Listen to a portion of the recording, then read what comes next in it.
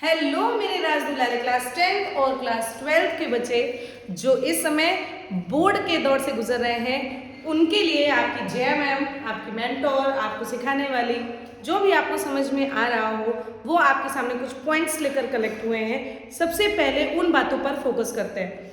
12th के बच्चों को या फिर कोई भी एकेडमिक बच्चा जो 9 to 12 है, या फिर अगर छोटे बच्चे भी देख रहे हैं और मेरी बातों को समझ पा रहे हैं, तो उनको इन पॉइंट्स को स्पेशली ध्यान में रखना चाहिए पेपर को देते समय।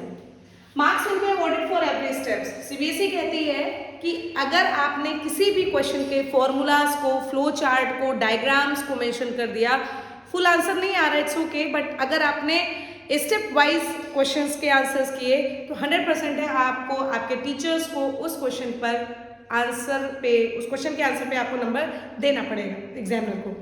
ठीक, इस पॉइंट्स का मतलब है, सेकंड पॉइंट है extra mark will be provided on diagrams and flow chart. अपने आंसर को फ्लो चार्ट के फॉर्म में देने का प्रयास करना शुरू करो। वैसे तो हम ज़्यादातर बच्चों को केमिस्ट्री, बायोलॉजी हो, 10th की पूरी साइंस हो, इन सब में ज़्यादातर मैं फ्लो चार्ट के माध्यम से उसको सिखाती हूँ। ये सबसे बेस्ट तरीका होता है किसी चीज़ को सीखने का।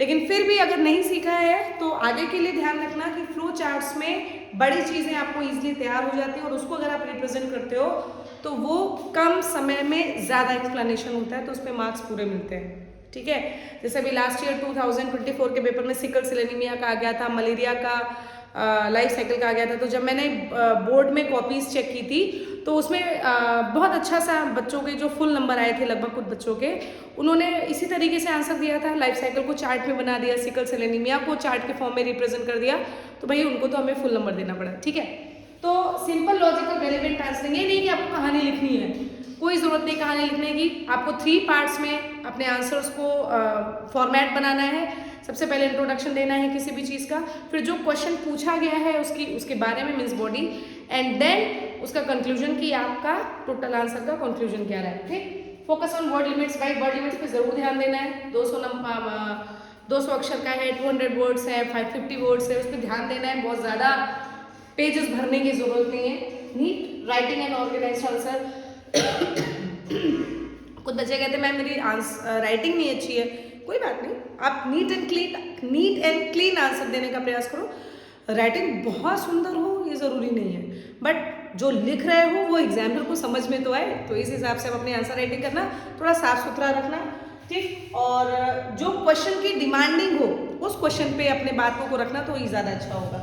Give your answer in format, समझा चुके हैं कि इस फॉर्मेट पर आपको काम करना पड़ेगा। Introduction, body and then conclusion and answer writing in given time allocation. सबसे बड़ी बात, अभी इंग्लिश के पेपर में कुछ बच्चों का लॉन्ग आंसर छूट गया, बोर्ड का हो चुका है, साइंस का पेपर है अब, तो बेटा गिवन टाइम एलोकेशन में 2 नंबर का है, उसको उसी के हिसाब से टाइम दीजिए। ये नहीं कि 2 नंबर वाले क्वेश्चन को आप 5 नंबर वाला टाइम दे रहे हो।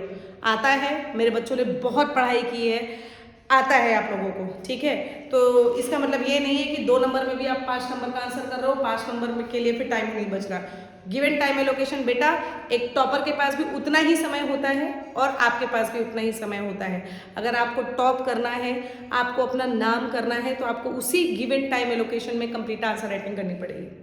समझ में आएगा? ये तो बातें हो गई भाई सीबीएसई ने किस हिसाब से आपको मार्क स्कीम या टेक्निक्स बताई हैं जिससे आप ज़्यादा से ज़्यादा नंबर गेन कर सकते हो।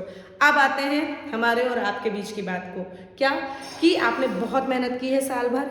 जिन्होंने नहीं की है उनके लिए हम नहीं कह रहे भाई, कुछ बच्चे हैं जो मक्कारी कर जाते हैं, उनके लिए बच्चों सॉरी, लेकिन जिन बच्चों ने भी बहुत मेहनत की है मेरे प्यारे बच्चों, उनके लिए खास तौर पर अपने माँ बाप का नाम ज़रूर लेना, ईश्वर का नाम लेना, अपने ऊपर विश्वास रखना और आँख बंद करके जय हो करके शुरू हो जाना। पेपर बहुत अच्छा होगा, ये मुझे पता है। आपको खुद को शायद नहीं पता, लेकिन मुझे पता है कि आपने बहुत अच्छी तैयारी की है। आपका जो पेपर होगा, आप जो एग्जाम देके आओगे तो अपने आप में कॉन्फिडेंस फील कर रहे होगे, यस मेरा एग्जाम बहुत अच्छा हुआ। तो ठीक है भाई, पेपर दीजिए, उसके बाद बताइए कि आपका एग्जाम कैसा हुआ।